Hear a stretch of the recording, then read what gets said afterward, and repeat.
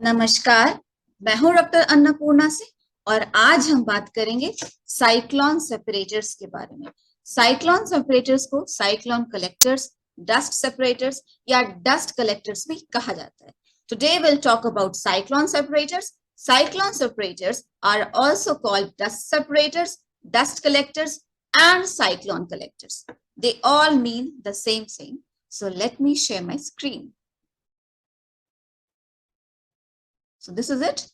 Air pollution from thermal power plants simplified, part 8, and all about cyclone separators for coarse SPM removal.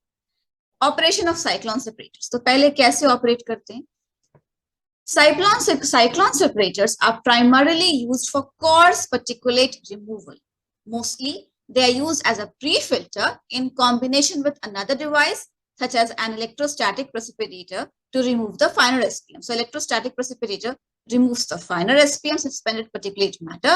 But before that, a cyclone separator is used to remove the coarse suspended matter from the flue gas.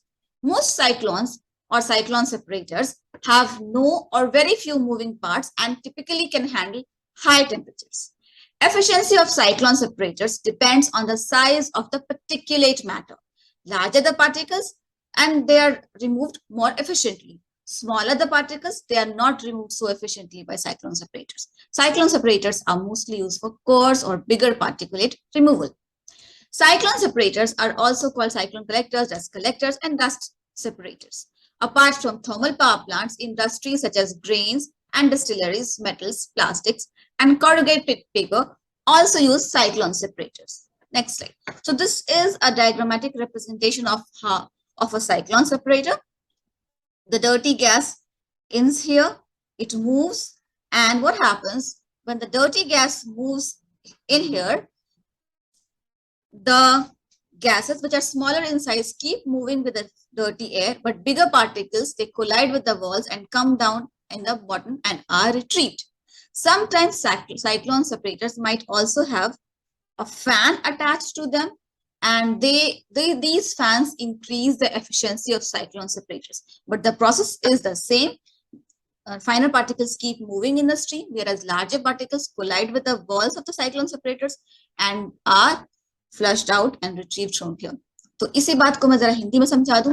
Cyclone separators जो है वो बड़े particulates को हटाने के लिए काम में आते हैं, और अक्सर ऐसा होता है थर्मल पावर प्लांट्स में कि पहले एक साइक्लोन सेपरेटर लगा होता है जो बड़े सस्पेंडेड पार्टिकुलेट मैटर को हटा देता है। उसके बाद वो फ्लू गैस किसी इलेक्ट्रोस्टैटिक प्रेसिपिटेटर से पास कराई जाती है, जहां छोटे सस्पेंडेड पार्टिकुलेट मैटर को भी हटा लिया जाता है। साइक्लोन सेपरेटर्स में अक्सर कोई मूविंग पार्ट्स नहीं होते हैं, या कभी कभी एक फैन लगा होता है, तो बहुत कम मूविंग पार्ट्स होते हैं, और इसीलिए वो बहुत गर्म गैस को भी झेल लेता है। और एफिशिएंसी जो होती है साइक्लोन सेपरेटर्स की, वो पार्टिकल साइज पर डिपेंड करती है। बड़ा पार्टिकल साइज है, कोर्स सस्पेंडेड पार्टिकुलर है, सस्पेंडेड पार्टिकल है, तो वो आसानी से एफिशिएंटली रिमूव हो जाएगा। पर फाइन सस्पेंडेड पार्टिकुलेट मैटर जो कि छोटा होता है, वो आसानी से रिमूव नहीं होता है। तो एफिशिएंसी जो है वो पार्टिकल साइज पे डिपेंड करती है। Greater the particle size, greater is the efficiency. और साइक्लोन सेपरेटर्स को साइक्लोन कलेक्टर्स, डस्ट सेपरेटर्स भी कहा जाता है। और थर्मल पावर प्लांट के अलावा साइक्लोन सेपरेटर्स का इस्तेमाल ग्रेन इंडस्ट्री में, डिस्टिलरीज में, मेटल इंडस्ट्री में, प्लास्टिक इंडस्ट्री में या कॉरुगेटेड पेपर इंडस्ट्री में भी इस्तेमाल होता है, और सब जगह वो सस्पेंडेड पार्टिकुलेट मैटर को हटाने के लिए, फ्लू गैस से हटाने के लिए ही काम आता है। ये देखिए, ये डायग्राम है। ये फ्लू गैस जो है, डर्टी फ्लू गैस इधर से इन होती है और ये तेज तेज अंदर घूमती है, और धीरे धीरे क्या होता है कि जो बड़े पार्टिकल हैं वो इधर वॉल से टकराते हैं, और वॉल से टकरा के वो नीचे चले जाते हैं, और छोटे पार्टिकल्स अभी भी गैस स्ट्रीम में घूमते ही रहते हैं, और फिर ये गैस स्ट्रीम बाहर निकलती है और फिर मोस्टली किसी इलेक्ट्रोस्टैटिक प्रेसिपिटेटर के थ्रू पास कराई जाती है, जहाँ फाइन सस्पेंडेड पार्टिकुलेट मैटर भी हटा लिया जाता है। कभी कभी इसी डिवाइस में फैंस भी लगे होते हैं। फैंस जो लगे होते हैं, पंखे, उनसे इस डिवाइस की जो एफिशिएंसी है वो बढ़ जाती है, तो ज्यादा साफ कर पाता है फ्लू गैस को, और गैस ऐसे इन होती है, और फिर ऐसे ही गैस घूमती है और बड़े पार्टिकल दीवार से टकरा के नीचे आ जाते हैं, और फिर ये गैस आउट हो जाती है, और इसको फिर किसी दूसरे डिवाइस से, इलेक्ट्रोस्टैटिक प्रेसिपिटेटर से, किसी और डिवाइस से पास कराया जाता है, और फर्दर गैस को क्लीन किया जाता है। ये इस प्रकार का दिखता है। ये मैंने एक इमेज ली है इंटरनेट से, तो ये इस तरह का दिखता है।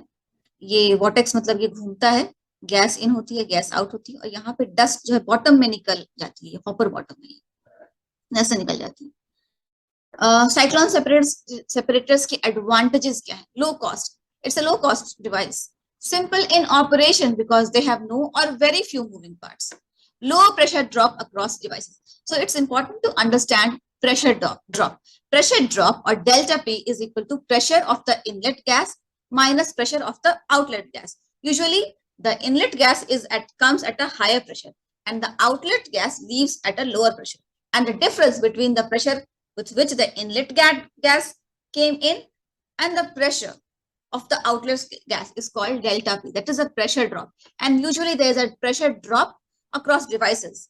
In case of cyclone separators, this pressure drop is very low and that's a good quality. Can operate under wide ranges of temperature and pressure. Works well in dry gas stream for removal of particulate. So it's important for the gas stream to be dry. Relatively small space is required for them. So it's not a very huge machine and it can be fitted into a small space. So cyclone separators के फायदे क्या हैं? सस्ती होती है, relatively कम खर्च आता है, सिंपल इन ऑपरेशन क्योंकि बहुत आसानी से ऑपरेट हो जाती है क्योंकि इसमें मूविंग पार्ट्स ज्यादा नहीं होते तो इनका मेंटेनेंस और ऑपरेशन आसान होता है। प्रेशर ड्रॉप, जब इनलेट गैस किसी डिवाइस में आती है तो वो हाई प्रेशर पे आती है और उस डिवाइस से जब वो गैस बाहर जाती है तो कुछ प्रेशर कम हो जाता है, कुछ प्रेशर रिलीज हो जाता है। यही जो डिफरेंस इन प्रेशर है इनलेट गैस और आउटलेट गैस के बीच में, इसी को डेल्टा पी या प्रेशर ड्रॉप कहते हैं। मतलब इनलेट गैस कुछ हाई प्रेशर पे आई, मान लीजिए 2 एटमॉस्फेरिक प्रेशर पे इनलेट गैस आ रही है और जो गैस बाहर निकली उसका प्रेशर 1.5 एटमॉस्फेरिक प्रेशर है, तो ये जो 0.5 एटमॉस्फेरिक प्रेशर का जो डिफरेंस हुआ, प्रेशर डिफरेंस, यही होता है प्रेशर ड्रॉप या डेल्टा पी। और इस डिवाइस की एक और खासियत है कि ये प्रेशर ड्रॉप जो होता है वो कम होता है, तो जिस प्रेशर पे इनलेट गैस आई लगभग उसी प्रेशर पे आउटलेट गैस भी बाहर जाएगी।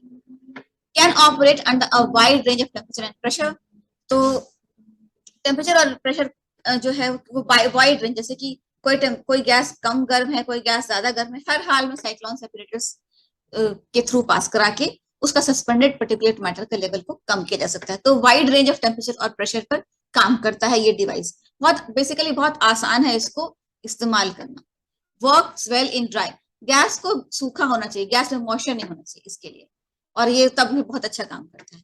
रिलेटिवली स्मॉल और स्मॉल स्पेस, कम जगह में ये लग जाता है तो आसानी से लगाया जा सकता है। इसके कुछ नुकसान भी हैं। Disadvantages of cyclone separators, not highly efficient for collection of fine particulate matter, जैसा कि मैंने आपको पहले ही बताया कि कोर्स पार्टिकुलेट मैटर के रिमूवल के लिए ज्यादा बेहतर है, फाइन पार्टिकुलेट मैटर के लिए उतना अच्छा नहीं है। उसके लिए इलेक्ट्रोस्टैटिक प्रेसिपिटेटर का इस्तेमाल बेहतर होता है, जो मैं अगली वीडियो में बताऊंगी। Do not operate well with sticky और टैकी पार्टिकल्स, तो साइक्लोन सेपरेटर्स जो हैं वो चिपकने वाले पार्टिकल्स से या मॉइस्चर वाले पार्टिकल्स में अच्छा काम नहीं करते हैं। Increasing their collection efficiency results in higher pressure drop across the cyclone separators, और जब हम गैस की कलेक्शन एफिशिएंसी बढ़ाने के उपाय करते हैं, जैसे उसमें फैन वगैरह लगाते हैं साइक्लोन सेपरेटर्स में, जैसे कि यहाँ पर ये जो फैन लगा है, तो इससे एफिशिएंसी बढ़ जाती है। लेकिन जब एफिशिएंसी बढ़ तो जाती है, पर जब प्रेशर ड्रॉप होगा इनलेट गैस और आउटलेट गैस के बीच में, डेल्टा पी वो भी बढ़ जाता है। तो ये जो डेल्टा पी है वो बढ़ जाएगा अगर हम कलेक्शन एफिशिएंसी को बढ़ाने के लिए कुछ उपाय करें, तो ये उसका नुकसान है। तो आज के लिए यहीं तक। आशा है साइक्लोन सेपरेटर्स के बारे में जो मैंने आपको बताया वो आपको जरूर याद रहेगा, और अगर कोई डाउट हो कोई त्रुटि रह गई हो तो मुझे जरूर बताएं। धन्यवाद। जय हिंद, जय भारत।